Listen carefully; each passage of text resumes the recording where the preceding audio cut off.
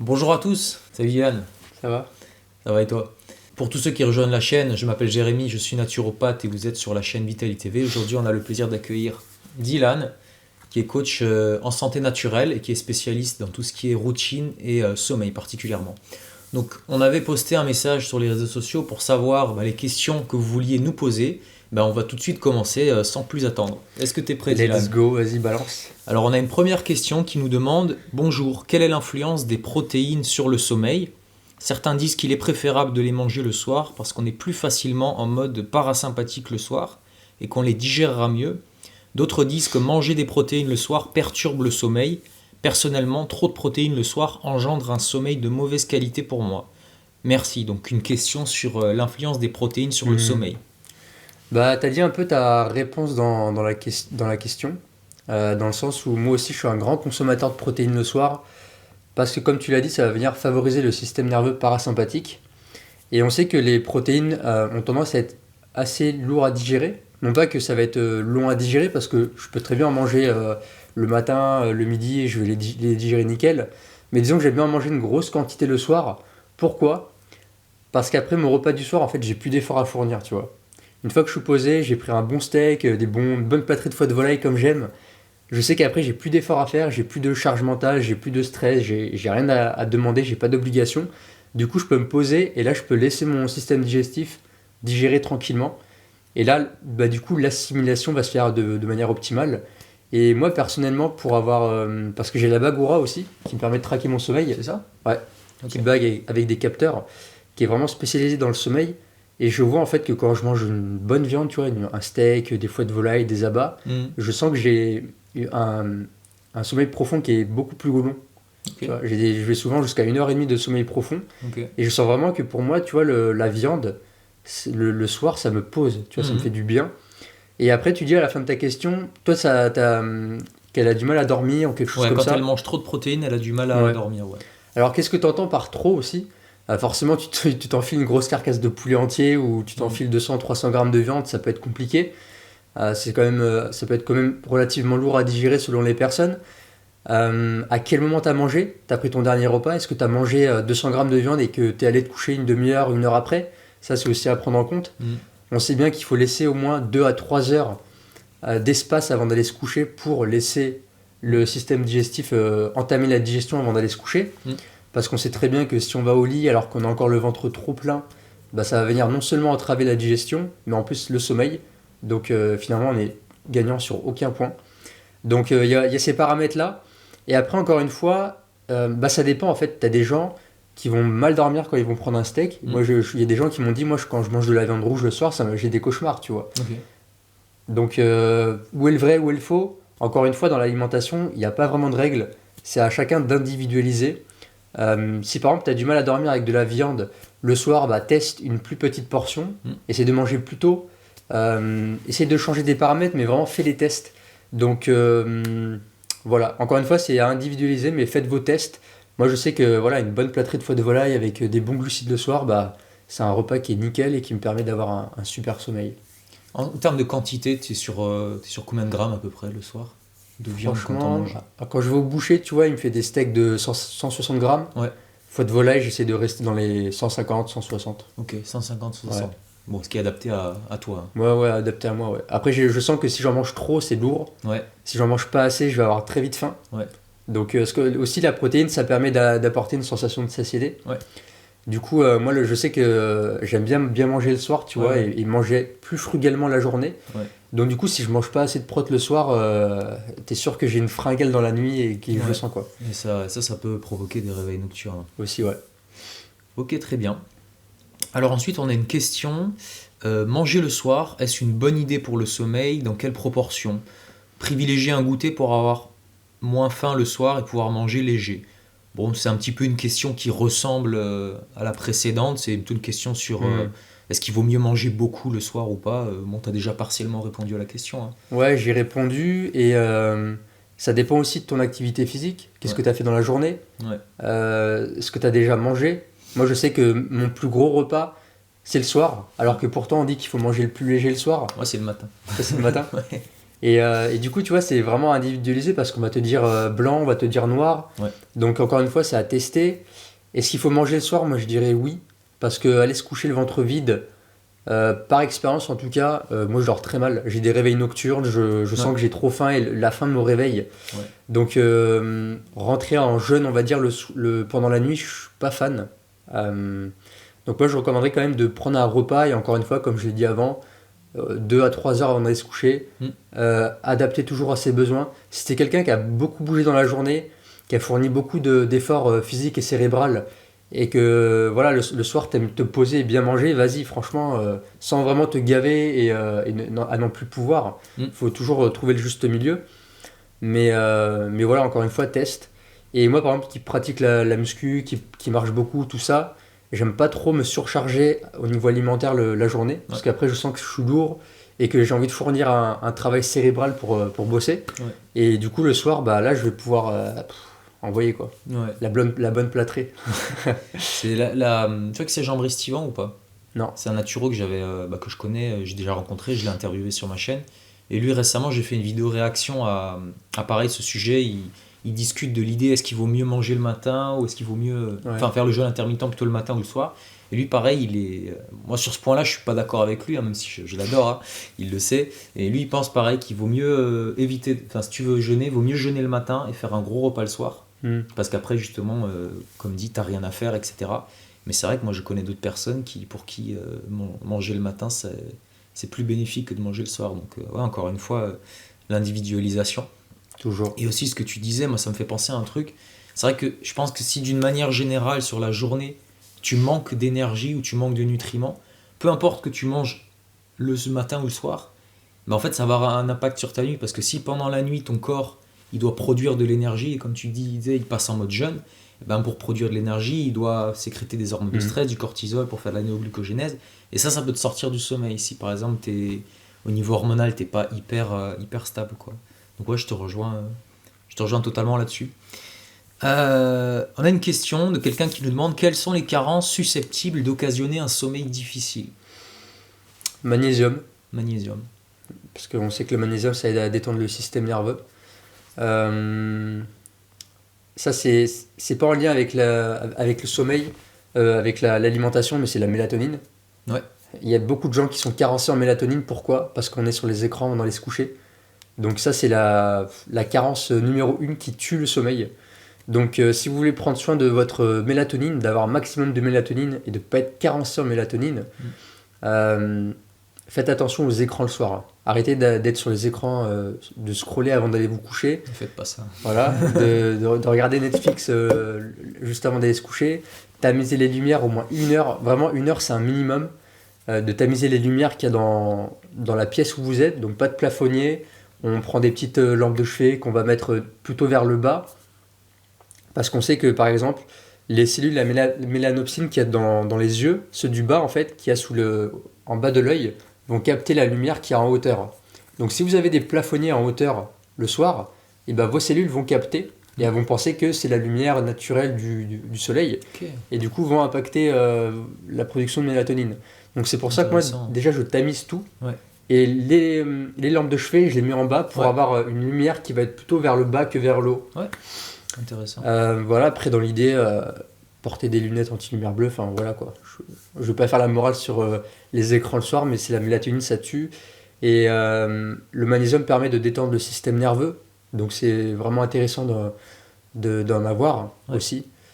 Après, je sais qu'il y a le zinc. Je dirais même aussi une carence en vitamine D. Je veux dire, si on s'expose pas suffisamment à la lumière naturelle en journée, forcément ça va impacter les rythmes circadiens. La vitamine D, c'est lié au rythme circadien, au sommeil, à l'immunité, à la réparation de tout le système nerveux. Donc moi j'ai cela en tête. Est-ce que tu en as d'autres à rajouter?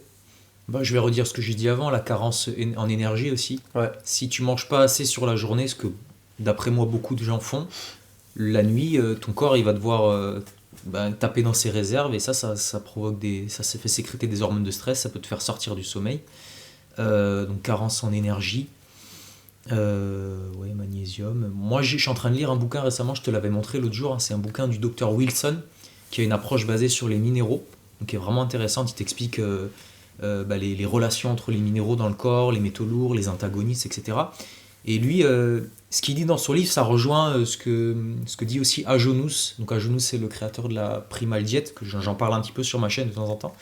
Et il dit que les minéraux qui sont sédatifs ou qui sont calmants du système nerveux, c'est magnésium, calcium et sodium aussi. Donc ça rejoindrait le fait que, je sais pas si tu as déjà vu ce genre de contenu, mais tu as pas mal d'influenceurs en mode, du mode ancestral qui disent le soir, il vaut mieux manger du poisson ou des fruits ou un peu de sel, tu vois. Je sais pas, tu as déjà vu passer ce genre de truc. Pas vraiment. Fruits Non. avec sel, Non. c'est justement pour avoir les glucides, Ok. pour, le sel pour avoir le sodium, le poisson c'est pour avoir le magnésium, surtout les poissons gras.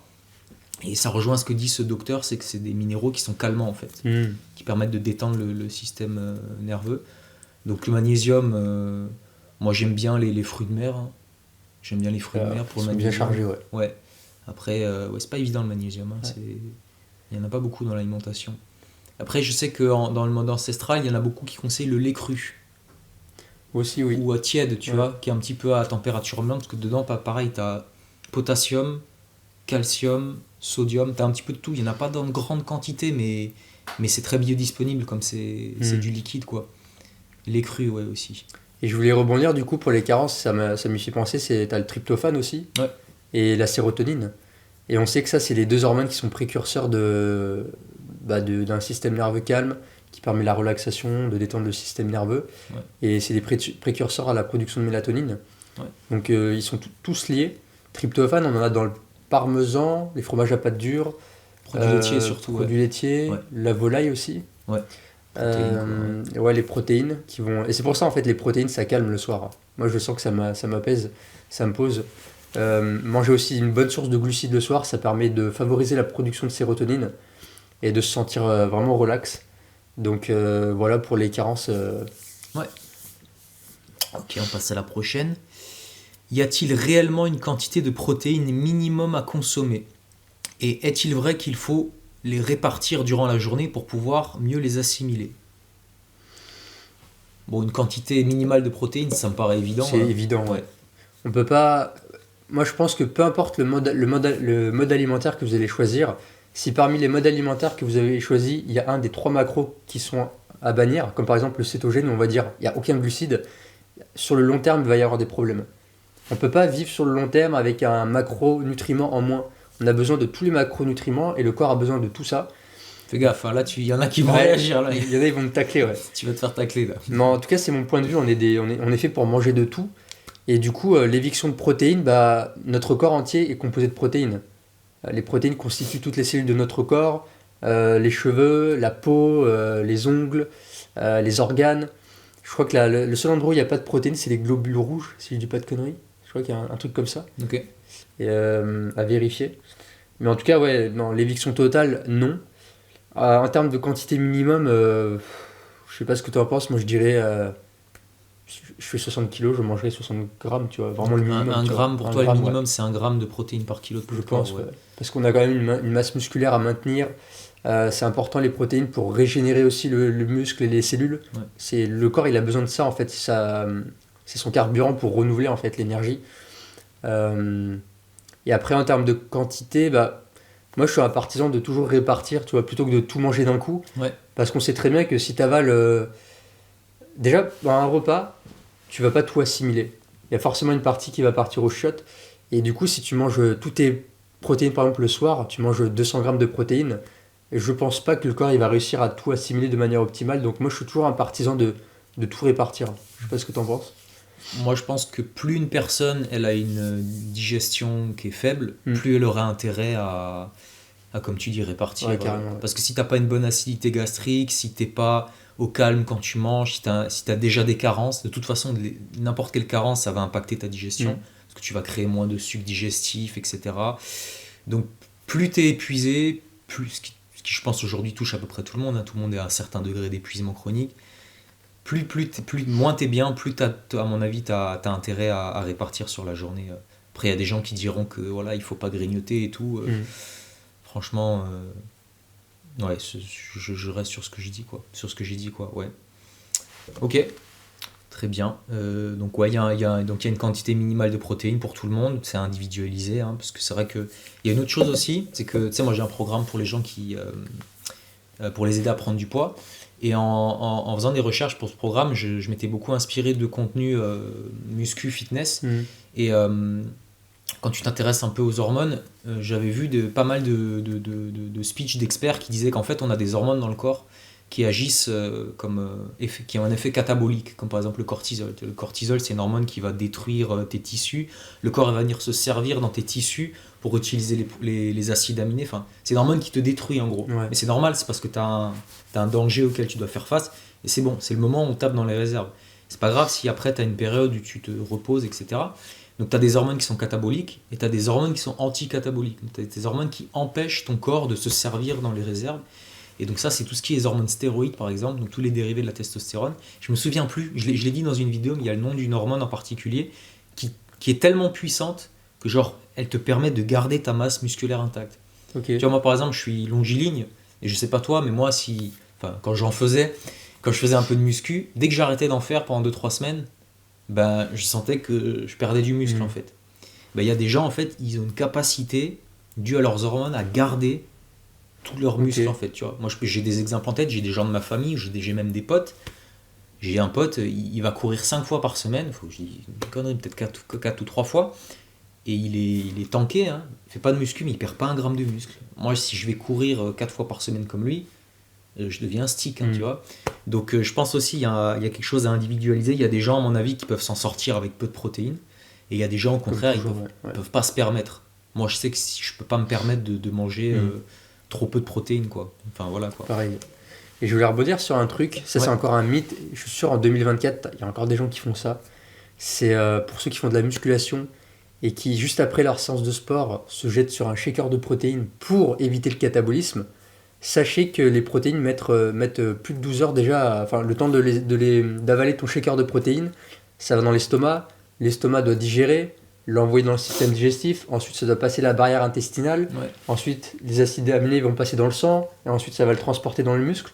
Donc entre le moment où vous buvez votre shaker de protéines et le moment où ça passe dans le muscle, il y a plusieurs heures qui sont déjà passées. Donc ne courez pas après un shaker de protéines après une séance de sport, c'est inutile pour lutter contre le catabolisme. Mieux vaut partir sur une source de glucides rapide qui va permettre de recharger les stocks de glycogène. Mais oubliez ce mythe pour les go muscu qui veulent absolument, qui ont peur de perdre du muscle, c'est contre-productif. Et souvent, comme je l'ai dit, non je l'ai pas dit mais je le dis, après une séance de sport on est en état de stress, on est en état sympathique, donc le système digestif, quand on est sous stress en fait, le système reproducteur est coupé, le système digestif est coupé, le système immunitaire est affaibli aussi. Parce que quand il y a un combat, quand il y a un danger, c'est pas le moment de se reproduire, c'est pas le moment de manger et c'est pas le moment de combattre un virus. Votre corps, s'il y a un lion qui vous course ou si vous avez une diarrhée, il va choisir le lion. Hein. Donc le virus là, de la diarrhée, il en a rien à foutre. Donc voilà, je voulais démystifier un peu tout ça, parce que c'est vraiment une grosse bullshit. Et je me suis un peu perdu, je parlais du système sympathique. Ouais, les glucides après un effort. Ouais. Et je te complète, hein, parce que tu m'inspires. Ça fait baisser le cortisol. Ouais. Ça, par exemple, il y a des études qui ont été faites. Il y a Paul Saladino, pareil, qui est un ex-carnivore qui se fait bien cracher dessus. Et du coup, il avait montré une étude que on avait fait prendre des collations à des sportifs après leur effort. Et en fait, ils avaient mesuré le ratio testostérone sur cortisol. Et c'est un ratio qui permet de mesurer la quantité de surentraînement que tu as accumulé ou pas. Enfin, si le ratio il est mauvais, tu es en surentraînement. S'il est bon, c'est que tu as respecté entre guillemets ta capacité d'adaptation. Bon, on peut le critiquer ce ratio. Et ceux à qui on avait filé des glucides, ils avaient un meilleur ratio que ceux qui avaient juste pris des protéines ou rien du tout, je ne sais plus exactement. Donc les glucides, c'est vraiment un truc qui permet de faire baisser le cortisol.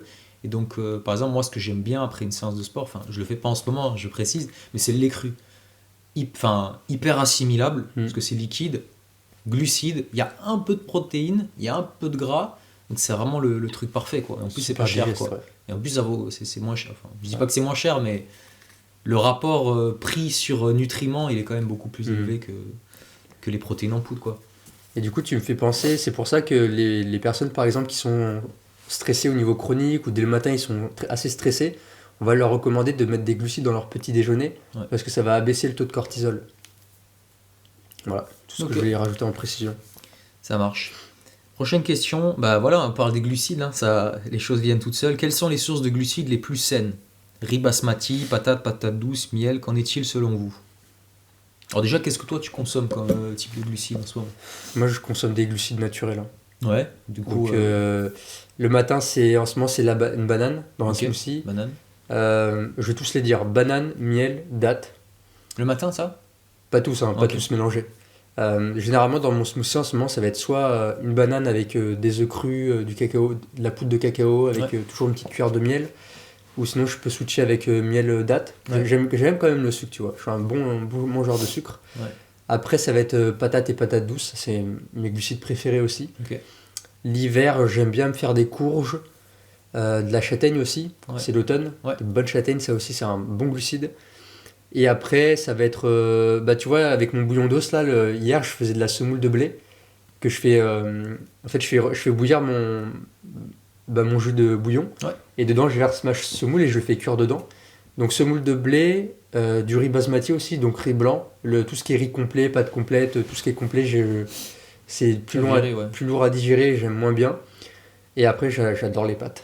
Je kiffe les pâtes, donc j'en mange pas tout le temps, je vais en manger peut-être une fois ou deux par semaine. Par contre, je vais prendre de la bonne qualité. Là où on est, on a un Biocoop pas très loin et ils proposent des pâtes qui sont fabriquées au niveau local avec du blé ancien. C'est lesquelles? J'ai plus le nom, il faudrait que je te redonne la marque. C'est des pâtes au blé ou au blé, ou c'est au petit épeautre? C'est au blé. Au blé, et par contre, c'est semi-complet. Mais elles sont délicieuses. Franchement, elles sont super bonnes au blé ancien. À la Biocoop, l'effet bio là Je crois que c'est moulu dans un moulin. Enfin, c'est vraiment fait à l'ancienne, tu vois. Donc j'essaye vraiment de trouver des pâtes de qualité par contre. Et après, ce que j'aime bien aussi des fois en glucides qui est pas très connu, c'est le pain Essen. C'est un pain en fait que vous allez trouver souvent en magasin bio. C'est un pain qui est cru, qui est germé. Et du coup, il est assez mou, on peut le prendre, on peut en faire une boule. Il est sucré, il est très mou. Vous pouvez en faire des energy balls avec, tu peux le rouler dans du cacao en poudre. Enfin, moi j'aime bien. Et après, quand j'en trouve, mais ça j'en trouve pas souvent, c'est du pain au levain.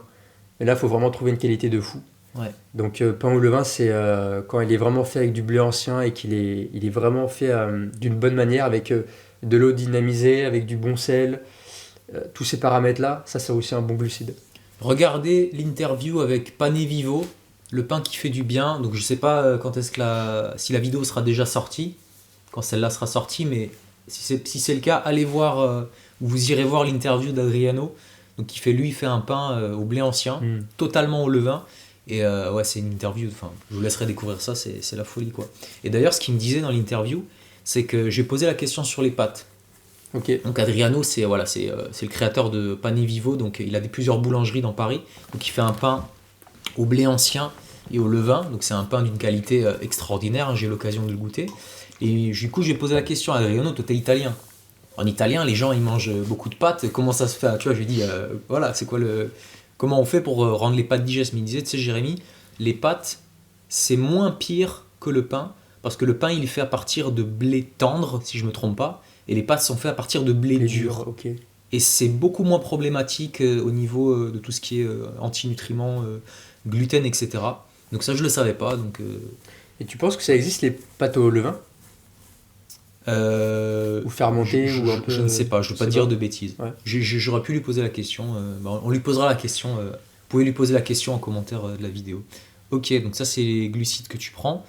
Et donc la personne elle se demandait quels sont les glucides sains. Qu'est-ce que c'est quoi selon toi des glucides sains? C'est tout ce que j'ai cité. Pour moi vraiment c'est tous les glucides qui ne sont pas transformés en fait. Bien sûr j'ai cité les... Alors on va s'entendre sur transformer les pâtes. Ou le pain à petite dose. Le pain aussi c'est un aliment qui est transformé parce qu'il est fabriqué par l'homme. Mais pour moi il y a le distinguo entre transformé et transformé, tu vois. Il y a des degrés dans le niveau de transformation. Par exemple un pain au levain qui est fait de manière ancestrale ancien, qui est le pain au levain, je sais pas exactement depuis quand c'est fait, mais c'est fait certainement depuis des milliers d'années, tu vois, déjà le pain. Tout comme par exemple l'huile d'olive, qui est un produit qui est transformé, mais qui existe depuis des milliers d'années, Ouais. qui ont perduré dans le temps. Le vin rouge, le beurre, les fromages, tout ça sont des produits transformés, mais qui sont pour moi ancestrales et qui sont de qualité. Donc il y a la différence entre ça et les produits transformés aujourd'hui qui sont faits dans des industries. Ouais. Donc pour moi, un glucide, pour moi, ça va être le sucre blanc d'Adi, le Snickers, les chips, le pain blanc transformé, toutes les pâtisseries qu'on va trouver. Tout ce qui est finalement des glucides, tout ce qui est transformé, moi je les évite en fait. Et je vais rester sur des glucides qui sont pas transformés, à part les pâtes et Le pain, le vin, quoi. voilà. Bien évidemment, je vais pas prendre des pâtes de supermarché, Panzani, je sais pas quoi. Ça, c'est aussi à éviter. Mais à partir du moment où tu restes sur des glucides qui sont naturels, miel, dattes, les fruits, euh, patates douces, les légumes racines, tout ça, y a aucun problème. Moi, je vois aucun problème parce que ils sont chargés en nutriments avec beaucoup de vitamines, minéraux, souvent des fibres aussi avec. Ouais. Donc, ça passe nickel. Moi, j'ajouterais aussi un truc, c'est que les glucides qui sont sains, c'est les glucides que vous allez digérer en fait. Et Parce aussi, que ouais. si tu manges des fruits et que tu les digères pas, tu vas perturber ta digestion et après, ben, tu vas pas pouvoir assimiler, enfin, ça va poser des problèmes.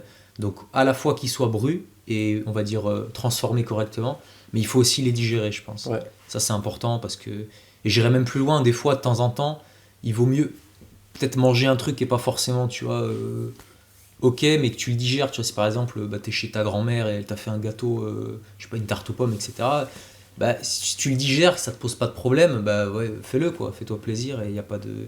Y a pas de souci avec ça. Parce que bon, les glucides, moi, tu me diras ton avis, moi je considère ça avant tout comme une source d'énergie. Personnellement, je mange pas des glucides pour les vitamines et les minéraux que ça contient. Tu sais, il y a beaucoup de gens qui disent ouais, mais le riz, il n'y a pas de micronutriments dedans. Tu manges pas du riz pour avoir des Ah non, minéraux, c'est tu pas là vois. que tu vas. Si tu veux des minéraux, tu manges de la viande, du poisson, des œufs, des choses Bons comme ça, abats, quoi. ouais. C'est ça. Ouais. Donc moi, les glucides, je les vois vraiment comme un truc, comme de l'énergie en fait, tu vois ce que je veux dire. Ouais. Ouais. Ok, bah écoute, on est bon pour ça. Et dernière question, y a-t-il des compléments alimentaires qu'il est vraiment intéressant de prendre ou bien une alimentation ancestrale est suffisante? Ça dépendrait de la problématique des gens. S'il y a des personnes qui ont des difficultés à apporter des micronutriments via l'alimentation, c'est intéressant une supplémentation. Encore une fois, c'est individualisé. Il y a des personnes qui peuvent mal assimiler, donc peut-être qu'un supplément va être nécessaire. Par exemple, une personne qui est très stressée ou un sportif qui n'arrive pas à choper assez de magnésium dans son alimentation, ça peut être toujours intéressant. Mais dans l'idée, moi, je pense que vraiment, si on a une alimentation de qualité, vraiment brute, qu'on on va sur les marchés producteurs, on mange régulièrement des abats, des produits laitiers crus, qu'on varie aussi son alimentation, je pense pas qu'on ait besoin de compléments. Mais par contre, le problème, c'est qu'aujourd'hui, on vit dans un monde moderne qui est toxique. Il y a tellement de polluants, il y a tellement de choses qui vont venir nous agresser, nous attaquer, que je dirais que c'est quasiment, je vais me contredire, mais c'est quasiment nécessaire de se supplémenter malheureusement, parce qu'on a des stresseurs électromagnétiques, pollution atmosphérique, pollution lumineuse, stress psychique de notre travail. Euh, on dort pas assez, on a des lumières artificielles constamment. Tout ça, ça agresse le système nerveux, et le système nerveux, il a besoin de plus de nutriments pour pouvoir justement faire face à tout cet environnement nocif. Donc, je dirais, si tu habites en plein Paris et que tu vas juste dans un magasin bio et que t'as pas forcément une alimentation qui est très dense au terme nutritif, ça peut être intéressant de te supplémenter en fonction de tes besoins, de ce que tu recherches. Et si tu es une personne qui est relativement retirée des grandes villes, qui a accès à un marché producteur, qui a pas trop de stress dans sa vie, qui est en campagne, qui a une atmosphère assez pure, que tu manges régulièrement des abats, des produits laitiers crus, des pommes de terre, plein d'aliments qui sont denses. Je dirais que tu n'en as pas besoin. Moi, je consomme pas de compléments en ce moment. Ça peut m'arriver des fois de faire des tests. Les derniers tests que j'avais fait, c'était magnésium, l'huile de krill, bromélaïne, parce que je m'étais fait des tendinites en fait aux épaules. Et du coup, j'avais testé ça pour voir et ça a bien marché du coup. Ok. Donc c'est ponctuel en fait. Et parce que je suis quelqu'un aussi qui est... moi, je suis mon laboratoire, j'aime bien me tester des trucs. Donc des fois, je vais m'acheter un complément pour tester. Des Alors fois, que... je vais m'acheter des stéroïdes. Ouais, des stéroïdes, je vais me piquer pour voir. Mais des fois, tu vois, je vais me complémenter alors que au fond, j'en ai pas besoin. Je suis déjà plein de vitalité et tout ça. Donc Donc dans l'idée, je dirais oui si ton environnement est trop stressant. Donc on a une dernière question d'une personne qui nous demande une routine saine qui permet, je cite, de retrouver un sommeil réparateur sans pour autant dormir entre 8 et 10 heures par nuit. Donc là, Dylan, on veut de l'efficacité. J'espère que tu l'as compris. Efficacité. Pour le sommeil, la base de la base, c'est les fondations. Et c'est pour ça que je m'appelle le circadien sur les réseaux. C'est le rythme circadien. Le rythme circadien, ça passe par quoi? Ça passe notamment par la phase de jour et la phase de nuit. Donc, paradoxalement, le meilleur conseil que je peux donner pour le sommeil, ça va être contre-intuitif, mais c'est de regarder la lumière naturelle le matin dès le réveil, d'observer le lever de soleil. S'il y a des nuages, prendre quand même la lumière. Mais en faisant ça, en fait, vous allez donner un signal lumineux à votre corps. Donc, vos rétines vont capter les photons, les UV, vont l'envoyer au noyau suprachiasmatique dans l'hypothalamus, dans le cerveau. Et ce noyau, en fait, c'est le chef d'orchestre de votre corps. C'est lui qui va donner le son de cloche pour toute la journée, qui va du coup donner les bonnes informations aux enzymes, aux hormones qui vont commencer à être sécrétées. Tu as le cortisol qui va commencer à augmenter, la mélatonine qui va diminuer. Donc c'est vraiment la base de la base. Je dirais après d'être le plus souvent en extérieur dans la journée pour justement qu'il y ait bien cette différence entre lumière et obscurité. Parce qu'aujourd'hui, tu regardes des gens, ils sont constamment enfermés. Le matin, ils sortent pas dehors, ils sont sur leur téléphone.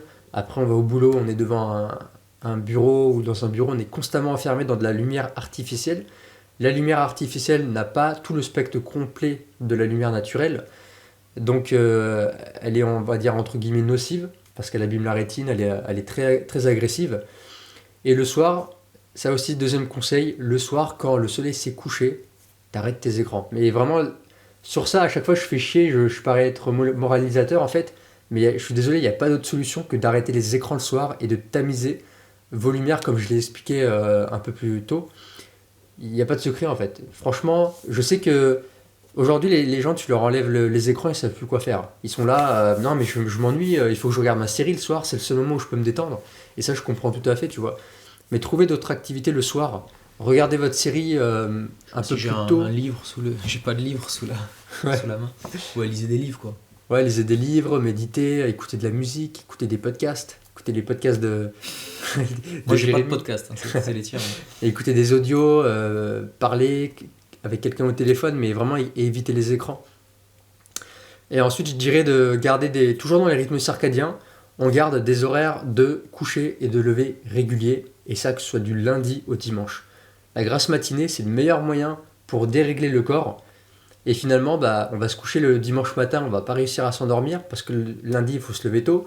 On se lève lundi, on a la tête dans le cul, complètement déphasé.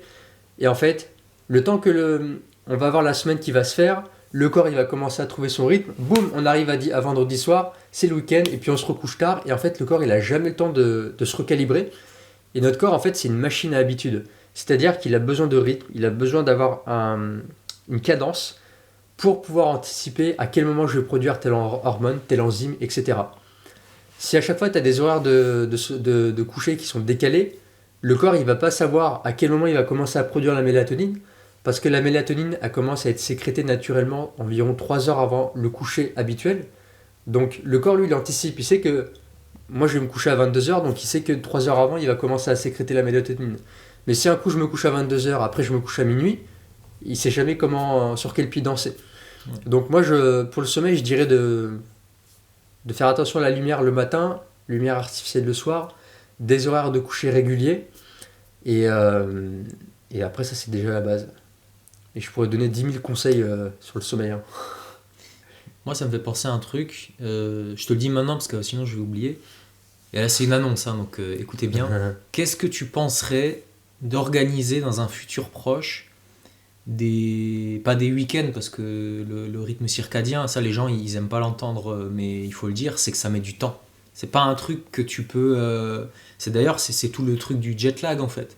Quand tu arrives dans un pays et que tu es décalé par rapport au soleil, t'arrives pas directement le premier soir à te recaler. Tu as besoin de quelques jours pour recaler. Je sais pas si tu avais entendu parler, mais il paraît on se peut recaler d'1 ou 2 heures. On arrive à avancer d'1 ou 2 heures par jour. Enfin, tu avais entendu quelque chose comme ça ou pas?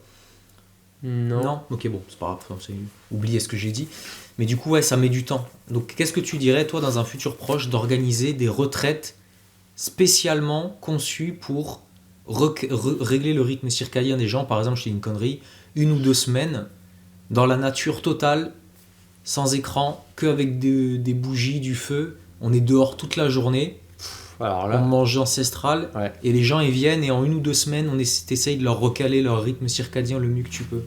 Moi j'achète, hein. T'achètes? Ah, j'achète, je valide direct. Bon, c'est simple. Si ce type de week-end, ça vous intéresse, vous commentez et vous dites que ça vous intéresse. Comme ça, Dylan, il sait qu'il y a de la demande et il peut mettre des choses en place. Parce que nous, on peut que mettre des choses en place si derrière, il y a des gens qui sont intéressés. Ouais. Donc ça, c'est déjà la première chose.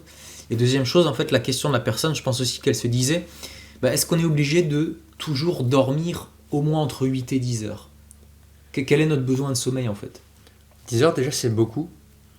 Et les besoins de sommeil ça varie de tout à chacun. Ok. Et encore une fois ça dépend aussi, c'est tout con mais par exemple si t'es un sportif qui agresse beaucoup ses muscles, t'habites en plein cœur de Paris, t'es entouré de beaucoup de pollution électromagnétique, atmosphérique, lumineuse, sonore, etc. Tu vas agresser davantage ton système nerveux et il aura besoin de plus de repos. Pareil, si tu manges une alimentation qui est pas forcément correcte, si tu manges de trop, moi je sais que si par exemple je prends un repas qui est trop lourd le soir ou que j'ai trop mangé, ça m'arrive des fois d'avoir des compulsions et j'ai trop mangé, le sommeil, le matin, tu vois, je vais être lourd, je vais avoir du mal à émerger. Il y a plein de paramètres à prendre en compte et du coup, je me perds dans mes propos des fois. Du coup, ouais, ça dépend en fait de l'environnement où t'es. Par exemple, c'est un truc tout con, mais on sait qu'il y a des yogis, il y a des moines, ils sont capables de dormir 2 à 3 heures par nuit. Pourquoi? Parce que les mecs, ils vivent dans les montagnes de l'Himalaya, il y a zéro pollution, ils ont zéro stress, ils ont une alimentation, ils mangent très peu, mais ultra quali. Ils ont des pratiques spirituelles, ou voilà, ils ont des pratiques qui, on va dire, agressent pas trop le corps au niveau physique. Donc ils peuvent se permettre de dormir 2-3 heures. Moi, je sais que j'ai pas besoin de dormir, si je dors un peu, on va dire en moyenne 7 heures, un peu moins de 7 heures, je suis au taquet, tu vois. Il y a la différence entre le temps passé au lit et le temps de sommeil effectif. Donc ça va prendre en compte aussi. Mais encore une fois, c'est individualisé. Il y a des gens naturellement qui auront besoin de très peu de sommeil. Ouais. Ça, c'est des chanceux. Hein. Ouais, des chanceux. Je les appelle les enfoirés même. Et des gens qui auront besoin davantage. Mais encore une fois, pourquoi est-ce que tu as besoin de dormir plus? Est-ce que peut-être que tu pourrais retravailler quelques paramètres dans ta vie? Peut-être que si d'un coup tu te mets à adopter une alimentation qui est vraiment adaptée à toi, qui est vraiment dense en termes de nutriments et qui est brute, locale et non transformée, ça se trouve là tu vas gagner, en quelques jours tu auras besoin de peut-être 2 heures de sommeil en moins. Ouais. Donc, et c'est pareil, si tu es trop stressé, etc., il y a plein de choses qui peuvent entrer en compte. Donc, encore une fois, moi je dirais de tester, faire vos expériences. Et voilà, moi c'est clair que paradoxalement, je suis plus âgé, mais j'ai beaucoup moins besoin de sommeil qu'avant. Avant, quand j'étais ado, je tapais des grasses mat, mais parce que j'avais une alimentation de merde, je me couchais tard, j'étais devant les écrans, enfin, il y a tout ça en fait qui est à prendre en compte. Tu pouvais dormir jusqu'à midi, quoi. Ah ouais. Moi, j'ai jamais trop fait des grasses mat, même quand j'étais jeune. Mais moi, ça me fait penser à 2 trucs. Le premier, c'est que quand tu es dans une phase de régénération, donc c'est-à-dire si tu es en épuisement chronique, parce que moi, la fatigue, c'est, on va dire, le problème numéro 1 pour lequel les gens viennent me voir. Fatigue et prise de poids et problèmes hormonaux, et problèmes digestifs aussi. Mais fatigue, je pense que tout le monde en a à un certain point. Et en fait, ce qu'il faut te dire, c'est qu'à partir du moment où tu ressens de la fatigue, tu as un besoin, tu as une dette en fait, de Clairement, repos. ouais. Et donc, ce qu'il faut comprendre, c'est que tu es obligé de passer par des moments où tu dors plus. Parce que, je veux dire, ça les gens, pareil, ils n'aiment pas l'entendre, mais qu'il n'y a qu'un seul moyen de retrouver plus d'énergie, c'est par le repos. C'est pas dans l'action, c'est pas en faisant une douche froide, c'est pas en faisant du sport, c'est pas en faisant quelque chose. C'est en ne faisant, entre guillemets, rien. Et le rien le plus puissant, c'est le sommeil. Ouais. Donc, il y a forcément des périodes, pour aller vers le mieux, tu devras forcément passer par des périodes où tu dormiras plus et de meilleure qualité. Et une fois que tu as atteint un certain niveau de vitalité, selon moi, naturellement, tu vas moins dormir. Moi, je sais qu'il y a des périodes où j'étais dans un état lamentable. J'étais obligé de passer 10 heures dans mon lit. C'était pas efficace, hein, comme tu disais. Mais aujourd'hui, je peux en passer beaucoup moins. Parce que la vitalité, elle est nouveau là, etc. Et voilà, donc il y a des moments de ta vie où tu as besoin de plus dormir et après moins. Ça, c'est la première des choses. Il y a aussi les saisons qui jouent. Les saisons on a aussi, forcément besoin de dormir plus en hiver parce qu'il y a plus d'obscurité et qu'on est plus cocooning. Et il suffit de regarder dans la nature, c'est là où la plupart des mammifères hibernent. Ils passent leur grosse partie de leur temps à dormir. Et pourquoi on a besoin de moins de sommeil en été? Parce que déjà les journées sont plus longues et parce qu'on est beaucoup plus dehors nourri au soleil. Le soleil, c'est la source principale d'énergie pour les cellules, pour les mitochondries. Et on l'a tous remarqué que en été, on a besoin de moins dormir. Moi, je peux dormir 6 heures, je me réveille le matin, je suis en fire. Et aussi les saisons à prendre en compte, donc tout est cyclique. On est des êtres d'habitude, on est des êtres qui sommes influencés avec des rythmes circadiens, des rythmes ultradiens, infradiens. Il y a les saisons, il y a tout ça à prendre en compte, donc c'est jamais fixe. Un mode alimentaire, c'est jamais fixe. Un rythme de sommeil, c'est jamais fixe. C'est toujours à individualiser, à prendre en compte en fonction de ton âge, ton activité physique, les saisons, là où tu habites, ta latitude, plein de paramètres, quoi. Voilà, bah écoute, on arrive à la fin. Est-ce qu'il y a un dernier truc que tu veux partager? Peut-être dire c'est quoi tes projets en ce moment? Est-ce qu'il y a je sais pas, des liens, des choses que tu as envie de partager avec les gens? Où est-ce qu'ils peuvent se trouver, etc. Bah, toujours pour moi, ma chaîne YouTube, Dylan Rousselet, Circadien, où pareil, comme Jérémy, je fais des podcasts. Mon compte Instagram, Le Circadien. Et là, à l'heure où je tourne la vidéo, ça sera certainement sorti, mais j'ai sorti un e-book qui s'appelle Ancestral Lifestyle, les cheat codes de Mère Nature pour vivre au naturel dans un monde artificiel, avec beaucoup de contenu, beaucoup de stratégies dans ce livre, très dense en termes d'astuces. Et après, en projet, bah écoute, moi, j'ai vraiment en tête de plus tard d'ouvrir un local, de faire des podcasts en physique, avec vraiment des caméras, des lumières, une équipe qui va m'aider pour le montage. Pourquoi pas faire des magazines, un magazine par mois avec du contenu, des dessins, de la BD. Parce que tu fais de la BD, hein. Ouais, je fais aussi de la BD. Sur mon compte Instagram, je propose aussi des illustrations pour partager, transmettre les connaissances de la santé au naturel. Et puis en parallèle, bah, aussi, je suis comme toi, je fais des accompagnements privés, holistiques, où j'accompagne une personne sur 3 mois avec un visio par semaine, une disponibilité sur les réseaux au quotidien, et puis une plateforme en ligne à vie qui est disponible à vie. Donc voilà pour ce que je fais. Et ouais, pour les projets, ouais, dans l'idée, ouais, c'est ouvrir ce local là pour faire des podcasts et bosser en équipe, c'est surtout ça qui me drive. Et après faire cette retraite, ou faire d'autres retraites. Moi, les retraites, les stages, tout ça, c'est des choses que j'aimerais bien organiser. Donc voilà pour les projets à venir. Mais moi, je te verrais vraiment bien organiser une retraite. Genre vraiment, tu sais, une personne genre qui est insomniaque, qui a beaucoup de mal, tu vois, elle a besoin à un moment donné de se prendre 2 semaines pour se faire un reset complet, parce que c'est le nom de ton accompagnement, un reset, je crois, Circadian Reset. Reset, ou je l'ai même changé en boost. Ouais. Je dis d'aller boost, Ouais. c'est parce que c'est vrai que moi, les journées que, je sais pas si ça t'arrive, toi, des fois, tu passes une journée en famille, ou tu fais un pique-nique, tu passes toute la journée dehors, tu regardes pas ton portable, tu joues au foot, ou tu joues aux cartes, et tu rentres le soir, mais t'es une autre personne, je sais pas, tu sens vraiment que t'as oublié le monde, t'as oublié les réseaux, t'as oublié les écrans, et putain, quand tu te couches, mais tout est tellement naturel, ça arrive tellement naturellement, et t'imagines, tu fais ça sur 2 semaines. Je pense que vraiment, il y a un truc là. Donc, si ça vous intéresse, si vous voulez que Dylan il organise ça, eh ben, vous le dites en commentaire. Des retraites pour régler le rythme circadien. Je pense pas que ça existe, hein, j'en ai jamais entendu parler. Donc, dites si ça vous intéresse en commentaire. Comme ça, nous, lui, il peut mettre ça en place. Ok, bah écoute, je te remercie. Merci à toi. Ouais, et cool. Je vous dis tous à bientôt pour la prochaine vidéo. Allez, ciao. Ciao.